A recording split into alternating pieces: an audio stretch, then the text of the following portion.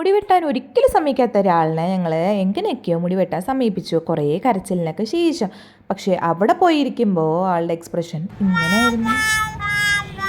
ഒട്ടും അനങ്ങാതെ ഒരു ബൊമ്മയെ പോലെ തല കൂടെ അനക്കാതെ കയ്യും കാലൊക്കെ ഒരേ സ്ഥലത്ത് വെച്ചിരിക്കുന്നത് കാണുമ്പോൾ എനിക്ക് ഭയങ്കര ചിരി വന്നിട്ട് ഞാനവിടെ ഒരേ ചിരി. പക്ഷേ ചുറ്റുള്ള ആൾക്കാരൊക്കെ എന്നെ നോക്കി ചിരിക്കുക. ഇവളെന്താ പ്രാന്തിയെ പോലെ ചിരിച്ചുകൊണ്ടിരിക്കുന്നത്. പക്ഷെ അതൊന്നും നമ്മൾ കാര്യമാക്കണ്ട, നമ്മുടെ സന്തോഷം നമ്മളെപ്പോഴും എക്സ്പ്രസ് ചെയ്യുക. അങ്ങനെ തലങ്ങും വിലങ്ങും തോന്നിയ രീതിക്കൊക്കെ ആ അപ്പൂപ്പൻ തോന്നിയ രീതിക്ക് മുടിയൊക്കെ അങ്ങോട്ട് വെട്ടി വെട്ടി വെട്ടി സെറ്റാക്കി. എന്നാലും ആൾക്ക് ഓരോ അനക്കമില്ല, വേദക്കുട്ടി അനങ്ങാതിരിക്കാൻ. അങ്ങനെ ഹെയർ കട്ടൊക്കെ കഴിഞ്ഞ് ടാറ്റാ ബൈ ബൈ സി യു ഒക്കെ പറഞ്ഞ് അവിടെ നിന്ന് ഇറങ്ങി.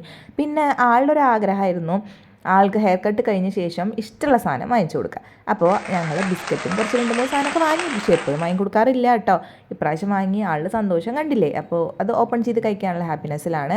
ഞങ്ങളും എങ്ങനെയോ മുടി വെട്ടിയ സന്തോഷത്തിലാണ്. മുടിയൊക്കെ വെട്ടിക്കഴിഞ്ഞു, ഒന്ന് പോസ് ചെയ്ത് കാണിക്കാൻ പറഞ്ഞിട്ട് അടുത്ത ദിവസമായിട്ടും ആൾക്ക് വലിയ മൈൻഡൊന്നുമില്ല. ഇഷ്ടപ്പെട്ടോ ചോദിക്കും.